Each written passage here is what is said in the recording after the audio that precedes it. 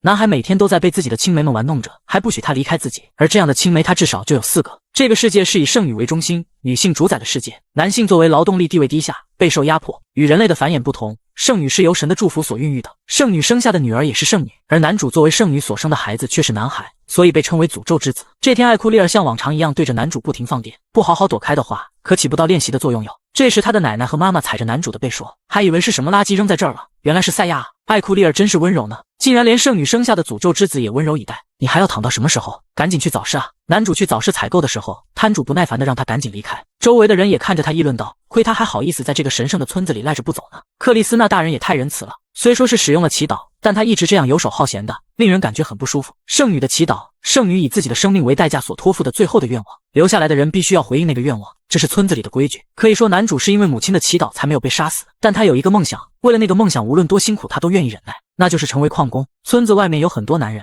他们作为劳动力在工作着，强壮的手臂与剩女们完全不同。他向往着每天被男人们包围，一边喝酒一边加深羁绊的情景。为此他制定了逃跑计划，他每天会以最快的速度将自己的工作做完，只要乖乖听话，欺凌也会降到最低，然后把空闲的时间用来制定逃跑计划。终于在某一天，他完成了到村子外面的逃跑路线图，接下来只要付诸行动就行了。但他万万没想到自己的计划已经被艾库利尔察觉到了。艾库利尔从他手里抢走了路线图，然后问，这是什么呀？自制地图吗？抱歉，弄掉了呢。艾库利尔一边疯狂踩着地图，一边嘲讽道，你是不是期待了？是不是觉得能逃掉了？用这么粗糙的计划，用这么肮脏的地图，让我告诉你一件事吧，这个村子里的大家都在监视着赛亚，为了不让赛亚去任何地方，为了不让赛亚做坏事，男主希望破灭后忍不住哭泣。为什么？我一直都很听话，为什么要做这种事啊？艾库利尔第一次看到男主的眼泪，莫名感到了兴奋。可怜的赛亚，因为你是不祥之子，没人会帮助你的。但是别担心，艾库利尔会一直陪在赛亚身边。之后男主就像破抹布一样被扔在了外面，他想着要治愈伤口，就来到了泉水边，采些草药涂在伤口上。谁也不会来帮我，根本没有人会保护我这个不祥之子。这种日子要持续到什么时候啊？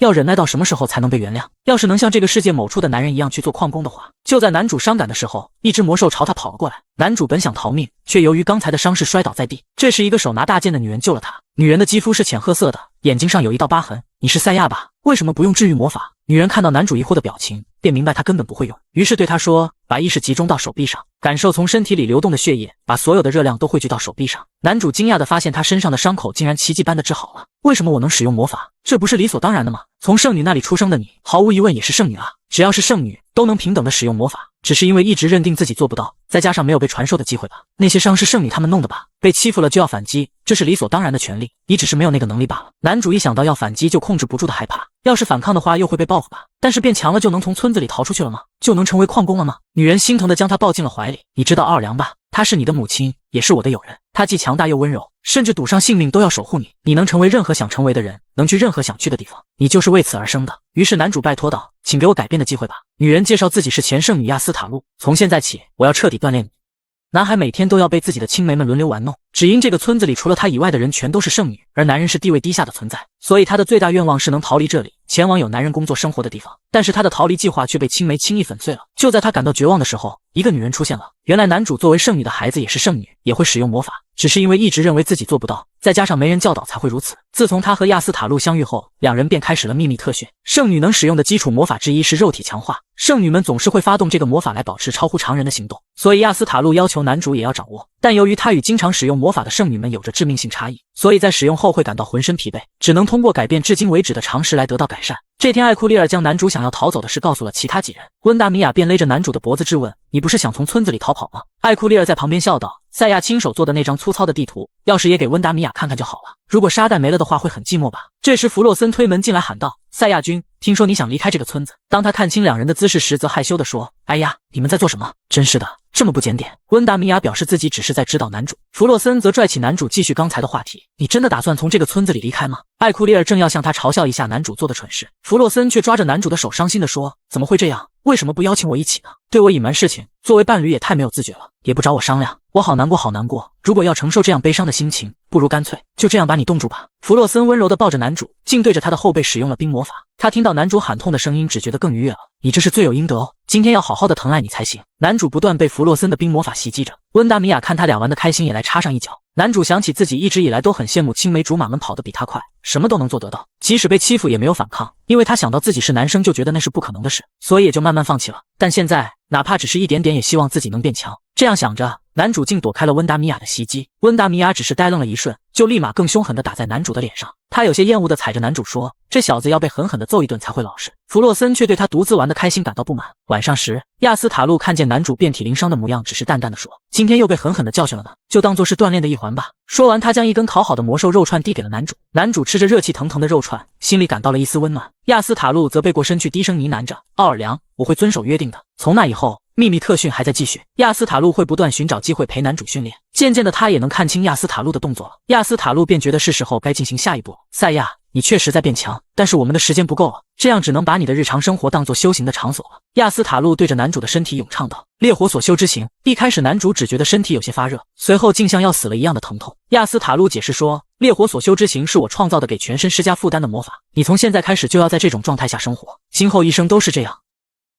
男孩每天都要被自己的青梅们随意玩弄，为了能逃离这个村子，他开始和一名前圣女学习魔法并锻炼自己，但他万万没想到，自己的一举一动都在青梅们的掌控之中。就在亚斯塔路对男主施加了烈火所修之刑之后，男主便感觉全身如同灼烧般的剧烈疼痛。然而亚斯塔路却对他说：“赛亚，你要通过习惯这个修行来达到强化肉体以及提升魔力的目的。习惯，现在的我哪怕动一根手指都会传来剧痛，根本站不起来，意识也渐渐消散了。”亚斯塔路见他马上就要痛晕过去了，便对他说：“你不是要去当矿工吗？”听到这个，男主仿佛看见了兄弟们在鼓励他一样。没错，我要成为矿工，我还能做到不能在这种地方认输。那么修行继续，首先从跑步开始吧。从那以后，真正的地狱就开始了。味道弄得那么咸，是想让我高血压死掉吗？平时根本不会因为这种事而耽误时间，现在却连一道菜都做不好了。赛亚，早餐吃完后一起去散步吧。艾库利尔还没说完，男主就痛得倒在了地上。像这样残酷的日子反复进行着，自从烈火所修之行开始，已经过去了好几个月。男主即使在承受负荷的情况下，也能敏捷的行动。亚斯塔路看到后，第一次表扬了他。于是晚上男主便奖励自己挥棒400下。然而这一幕却被熬夜配药剂的阿斯特利亚看到了。这么晚还没睡，是不良少年吗？正好尝尝我努力为赛亚配的药剂吧。男主第一时间把即将灌进嘴里的药剂甩开了，使得阿斯特利亚伤心的抱怨起来。这时另外3人也闻声赶来。男主知道这不是巧合，而是他们4人为了欺负他而聚到一起的。但是他现在的力量还不足以反抗4个圣女。赛亚没喝阿斯特利亚的药吗？是啊，好过分啊！才不是，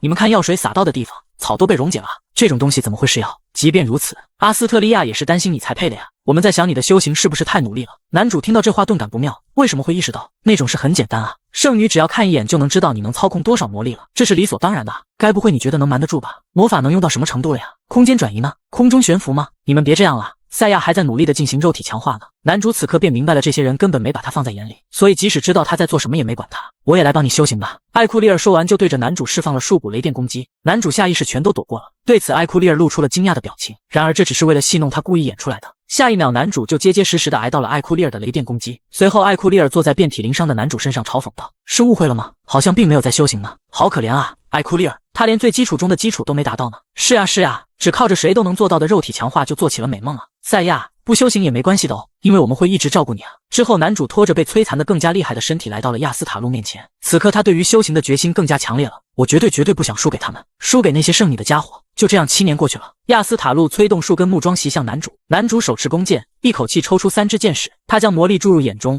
视野瞬间变得开阔了，箭矢飞向空中，依次射穿所有目标。亚斯塔路对此评价道：“让你拿弓箭真是个明智的选择，鹰眼的发动也对你十分有利，凭借这份力量，我一定会逃出去给你看的，等着瞧吧，亚斯塔路。”男孩每天都要被自己的青梅们轮流玩弄，还不许他离开自己。然而这天终于让他找到了逃离村庄的机会。自从男主开始修行已经过去了7年，亚斯塔路觉得是时候执行逃离计划了。因为5天后是村子举办成人仪式的日子，圣女神教的人还有圣女王国的圣女们都会来这里参加祭典。年满15岁的圣女会接受他们的招募，到时间是会有所松懈，可以说是逃跑的最佳时机。而且今年说不定会发生些什么。果然温达米亚得到消息称，雅尔达巴奥特大人今年会亲自降临。真的吗？温达米亚难以置信，居然有一天能见到父亲。正当男主想要问些什么时，艾库利尔立马捂住了他的嘴。赛亚，像你这样的家伙，别把那个名字说出口好吗？你这个无知的杂鱼，就让温柔的阿斯特拉尔大人讲给你听吧。雅尔达巴奥特大人是居住在比这个世界更高层的天界之神，他在这片大地上孕育出了圣女，可以说是所有圣女父亲般的存在。男主心想，那就是说他也是我的父亲吗？但是没想到他会来参加我们的成人仪式，真是难以置信。怎么办？心脏快要爆炸了，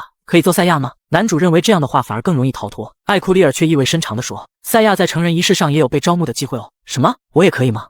特别的机会。关于雅尔达巴奥特降临的传闻在村子里传开了，原本就因成人仪式而忙碌的村子变得更加手忙脚乱。赛亚，快去打扫教会，别发呆了。赛亚，这个好看吗？爸爸会夸我可爱吗？应该还不错吧。晚上的时候，男主的计划也在有条不紊地进行着，直到祭典当天，热烈的欢呼声和以往的成人仪式完全不同。接下来只要混进人群里逃出去就好了。赛亚，能和你聊聊吗？克里斯娜，有什么事吗？赛亚，恭喜你成年了，你还记得那个约定吗？从现在起，你就是村子的共同财产了，要一辈子为我们效命哦。艾库利尔看着男主茫然的脸，将项圈戴在了他的脖子上。我不是说过有招募吗？从今往后，你将永远和艾库利尔在一起，变成我可爱的小狗狗了。这是让你没法离开这个房间的魔法。赛亚，等我回来后陪我玩个痛快哦。男主此时懵逼的想，之前的努力不就白费了吗？不对，这点程度就退缩的话怎么行？我的房间里只有弓箭，但这个缝隙的话，某个地方肯定藏着解开魔法的钥匙。以艾库利尔的性格，应该不会藏得太深。男主发动鹰眼，瞬间锁定200米外的石墩上，而他只是一箭就将上面的钥匙射了个粉碎。干得漂亮啊，赛亚！我还担心你赶过来了，看来是多余的啊。我给你准备了地图和衣服，还有一些金币和食物。男主从包裹里找到了那张被艾库利尔撕碎的画。你一直留着这个，都7年了，会成为矿工的吧？男主格外珍惜的将画贴近胸口。亚斯塔路却突然亲了上来，这是鉴别礼，我解开了你的烈火所修之刑，这样你就自由了。不是说烈火所修之刑是一辈子的吗？我好像没说过那种话哦。快点吧，不知道圣女们什么时候会察觉到。男主向他致谢后就朝着远处奔去，亚斯塔路则站在原地呢喃着：奥尔良，你的孩子成长得很出色呢。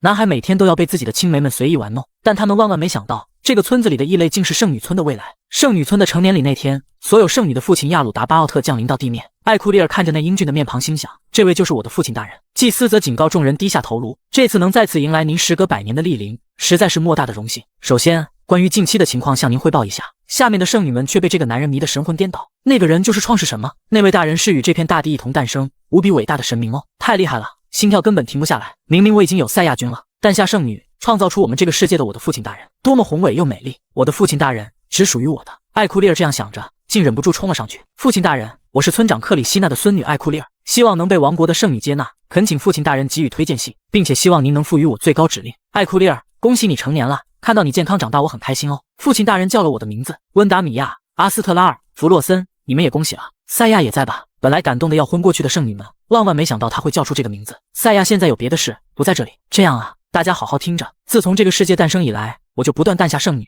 持续干涉着世界。但我认为，人类的世界应该靠人类自己的力量去改变，所以我不会再亲自诞下圣女了。这件事到此为止。请等一下，那这样的话不会再有圣女了吗？听到这句话，最激动的莫过于大司祭奥罗拉。但亚鲁达巴奥特补充道：正是为了这个，我才诞下了赛亚。我赐予了赛亚圣女任命的技能。然而奥罗拉的脸色却更差了。赛亚将成为这个世界上唯一能够创造出新圣女的存在。把这么重要的职责交给一个人，是啊，只让赛亚一个人承担这样的重任，恐怕会太沉重了。所以我想有他的母亲奥尔良在的话，肯定会温柔又从容地抚养他。妈，他似乎已经不在了。亚鲁达巴奥特的眼睛眯了起来。圣女们被这个气氛吓得纷纷低下了头。真可惜啊，本想和他见一面的。就这样，成人仪式在喧闹中草草结束了。这算什么事啊？要是圣女的数量减少了，这个世界的力量平衡就会崩坏，就连对抗那可憎的巴尔巴特斯帝国的手段也会随之减少。巴尔巴特斯帝国凭借技术力与军事力，是唯一能与亚历山大圣女王国抗衡的男性主导国家。不对哦，奥罗拉大司祭，这或许是个机会呢。正好赛亚被我的孙女抓住了，让那家伙批量生产圣女就好了。这样一来，不是比怀孕等待成长更有效率吗？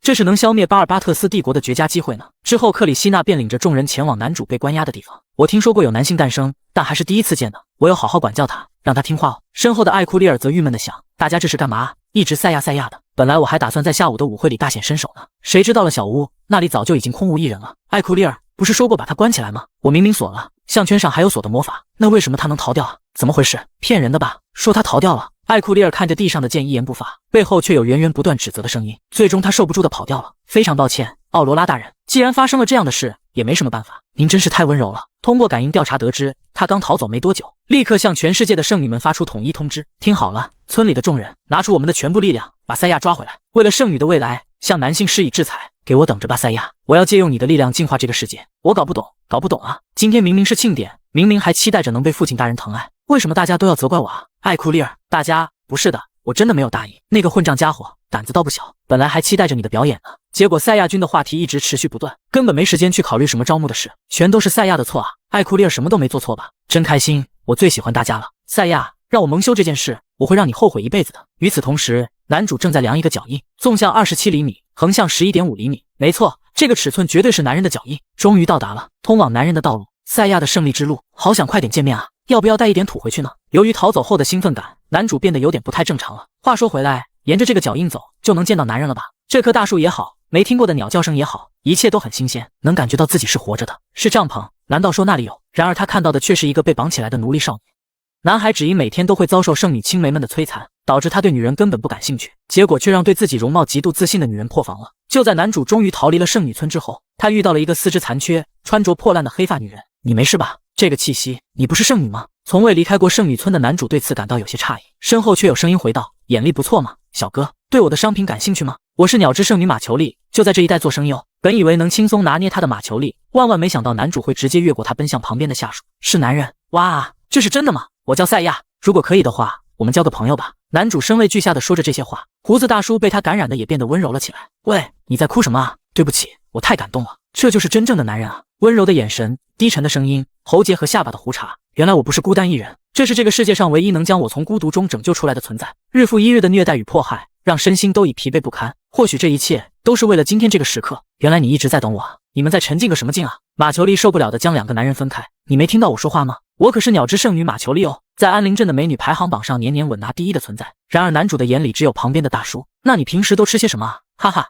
我啊，比如野猪肉之类的。曾经将无数男人玩弄于股掌之间的我，怎么会这样？马球丽唤出藤蔓将男主抓了起来。胆子不小啊，臭小鬼，惹我生气的罪名可是很重的，你们几个也给我好好记着。男主掏出匕首将身上的藤蔓斩断，同时不明白他为什么会这么生气，长着一张可爱的脸，竟然会这么狂妄，看来还有点当奴隶的潜质嘛。我把你也一起打包卖掉好了。男主明白除了战斗已经没有别的办法了，于是转身佯装逃离。这时他想起了亚斯塔路对他说过的话，赛亚，你很温柔，这不是坏事，但也会成为你的弱点，总有一天你会遇到无法逃避的战斗，到那个时候一定要露出你的獠牙，我绝不能在这里被抓住，我要让你见识一下我的獠牙。男主射出的箭划破了马球丽的脸颊，他身边的下属见到这一幕急忙围了上来。姐姐，先撤退，治疗脸是优先事项。我的脸竟然被一个小鬼给……姐姐，只要回到据点就有治疗药水了，我要跟妈妈告状，我要杀了他，我要杀了他。伴随着马球丽的怒吼，马车慌忙的离去了。好不容易遇到个男人，下次见面还能再跟他聊聊吗？男主正为此感到伤心的时候，身后一个细微的女声响起：是你买下了我吗？女人蜷缩着身体艰难地往前爬着。买你？你在说什么？刚才就想问了，你的身体真的没事吗？我在被当成奴隶卖掉的时候，四肢就被家人砍断了。被家人？我不太懂，但是家人之间不是应该很亲密吗？我也曾经很爱他们，温柔的父母和可爱的弟弟。可是现在那些事已经无所谓了，所有事都无所谓了。原来你是在旅行啊，耽误了你赶路，真不好意思。往西边走的话，确实有个村子。男主没有多说什么，擅自将他拽到了背上。天马上就要黑了，一个动弹不得的人留在这里，只会成为魔兽的口粮。要是去村子的话，我带你过去，就像亚斯塔路曾经做的那样。我也想要帮助别人。您是说要买下我吗？不是你想的那样啊。我现在正兴奋的不行。果然男人真是太棒了。女人虽然不明白他在说什么，但是觉得他的声音很温柔。非常感谢您，主人。从小就被剩女青梅们欺负的男孩，万万没想到自己会是神的继承人，还可以决定未来剩女们的命运。男主带着圣一路前行，终于来到了亚奴兹镇。这里渔业发达，同时也是贸易港口。太厉害了，明明有这么多人，却全都没有魔力啊！建筑又大，还有好多从没见过的设施，而且最关键的是，不管往哪看全都是男人啊！要是花钱的话，能不能让我摸摸肌肉啊？就从三头肌开始，摸到大胸肌。主人，还是别这么做比较好。你在说什么？我花钱摸个身体怎么了？不过比起这种事，应该还有更要紧的事要做才对。话说亚斯塔路曾经说过，有个叫工会的地方来着，去那里就能赚到钱。您不知道工会吗？那不是很有名吗？是用来注册冒险者的设施哦。注册后完成委托就能获得报酬，对冒险者来说是很重要的资金来源呢。原来如此，你还挺了解的嘛。我还以为这是常识呢。话说，送我到镇上为止，是这样说的吧？特意承蒙你救了我，我却无以为报，真的很抱歉。没事的，这是我自己愿意做的事。那就到这里吧，好好保重。从现在开始，我又要一个人冒险了，必须打起精神才行。然而男主还没有走远，就听到了身后的咒骂声：你这女人碍事得很啊！抱歉，要不要把你卖掉呢？请随意。男主实在看不下去，又将她背到了自己身上，再稍微拿出点干劲啊喂，比如野心之类的。主人，那边就是冒险者公会哦，欢迎来到冒险者公会，是第一次来吧？男主看到是柜台小哥，忍不住两眼放光。是的，说不定在前世就已经见过你了呢。那首先请支付1枚金币用于执照注册，可以吗？对了，亚斯塔路给的金币应该还有。工会注册居然是男孩子和非剩女的女孩组队，真是稀奇呢喵。柜台小哥看着凑过来的猫女，叫了声露露提亚工会会长，你们俩今年多大了？男主回了句15岁，而胜则是16岁，好年轻啊！你们从哪里来的？我来替你们注册吧喵。男主看到原本的男士换成了眼前的猫女，表情有些不满，但那边已经刷刷的填好了表格。好吧，这就是你们的冒险者执照了喵。一开始只是最低的 F 级，不过完成委托的话等级就会上升哦喵。对了，我可是一级哦喵。男主对他的等级完全没兴趣，反而担忧的看向上。如果是一手一族的话，有卖的哦。除了一手一族，各种武器也都备得妥妥的哦喵。主人，您真的要为我买吗？路费还有剩，这把弓也太帅了吧。另一边，马球丽因为脸被划伤的事记恨上了男主。妈妈，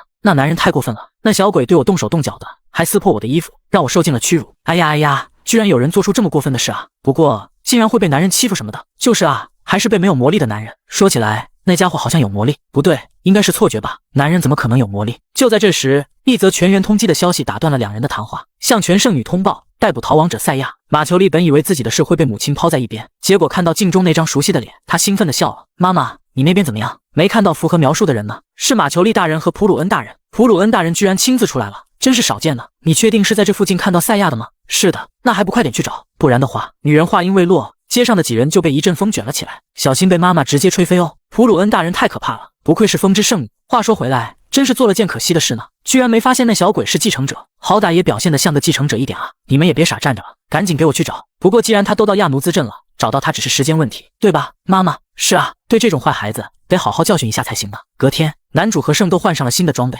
充满干劲地走出房间。露露提亚会长从身后抱住了他们，你们俩都超可爱的喵。圣，一直用着怎么样？还不错，这样的话我就能更好地帮上主人的忙了。主人也很帅呢，很有冒险者的感觉，很有男子汉气概啊。圣仿佛已经摸清了男主的癖好，知道他喜欢听什么。既然来了，冒险者大人就顺便接个委托再走吧。好啊，有那种超帅的任务吗？比如讨伐飞龙什么的，不是超有男子汉气概吗？不过退而求其次，讨伐史莱姆也可以了。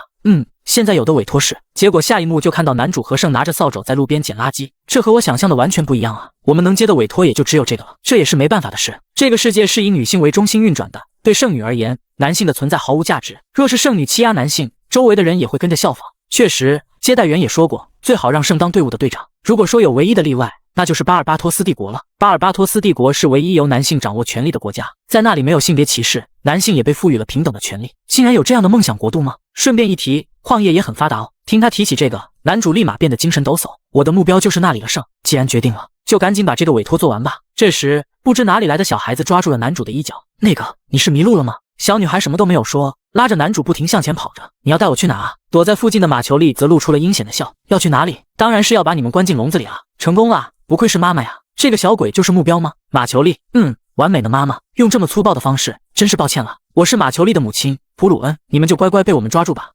母亲？男主用质疑的眼神盯着面前的小鬼，旁边的马裘丽却不干了。喂，你居然敢对妈妈抛媚眼？妈妈是不会交给你的，我对小孩子没兴趣。好啦，杂鱼，被甩了吧，笨蛋！我什么都没说啊。说到底，区男人怎么可能配得上圣女啊？我得好好教教你什么叫身份差距。好了，马裘丽，不把他们完好无损的交给圣女神教，可拿不到报酬。好的，妈妈。圣女神教找我有什么事啊？哈，你居然不知道？你可是亚尔达巴奥特大人的继承者啊！也就是说，你拥有圣女任命的技能，是这个世界上唯一能诞生新圣女的存在。亚尔达巴奥特，难道是爸爸？圣女任命？你在胡说什么啊？谁知道呢？总之，把你交出去就能拿到一大笔钱了。虽然之前警惕你有魔力，但说到底，男人也没什么了不起的嘛。欺负弱者，我可有点于心不忍呢。哈哈哈，妈妈好过分！这笔悬赏金该怎么花呢？我想买栋别墅，我还是拿去投资吧。这种感觉和以前一样，一直被关在笼子里，被人嘲笑，一个被剥夺了自由的空间，身体忍不住在发抖。为什么？我只是想要普通人的幸福啊！明明为了这个才一路走到这里的，明明为了自由必须要战斗，我到底在干什么？主人，你想出去吗？那还用说，我就是为了这个才。马裘丽，能不能请你至少放了我的主人？区一个奴隶也敢对我指手画脚，真是好大的胆子！装着一只就敢模仿人类了吗？奴隶就该和奴隶关在一起，在笼子里苟延残喘才适合你们。这是主人送给我的最重要的东西。你在说什么呀？区奴隶用什么贵重的东西？我明白了，看来没有交涉的余地了呢。那么，圣一脚就将关着他们的笼子给踹弯了。外面的母女两人始料未及，即使是男主也吓了一跳。强度没有问题呢，我终于能派上用场了，主人。